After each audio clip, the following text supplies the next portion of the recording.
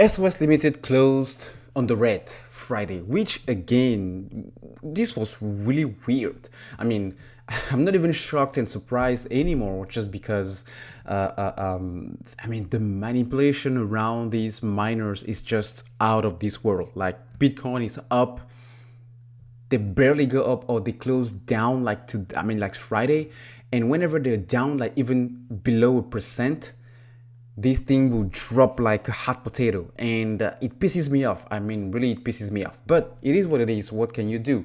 We are just retail investors trying to play in this big sandbox where with the Wall Street guys and the whales and the hedges and those companies are calling the shots. So we just kind of be patient. That's the only way to do, or only way to go. But looking forward, looking at the share price, looking at the levels of Bitcoin and Ethereum mainly, this gives me at least some level of comfort that SOS Limited might pop next week. I mean, again, guys, this is given the fact that Bitcoin holds these levels around 59,000, 60,000, so, and then definitely Ethereum. But the other thing is, since last week was the Labor Week in China, and a lot of the Chinese companies were closed, they were off.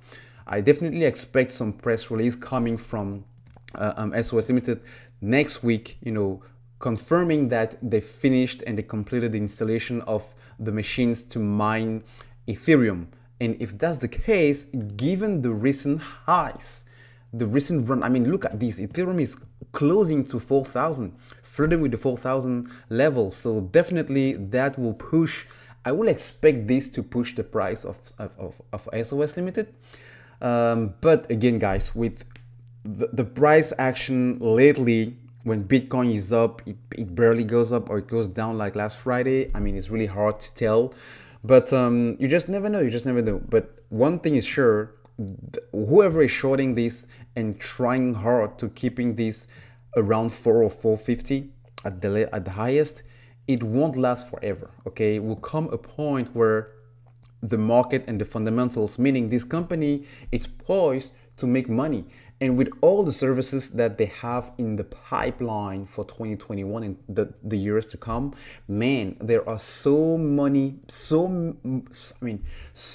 revenues, so more streams of income this company it's setting up now that will pay off with the quarters to come. So I guess the investors will see that and money will start flowing back into this. So definitely, I expect also the new rules being put in place by the DTCC and the SEC around short selling may also impact these. But guys, it will take the time it will take.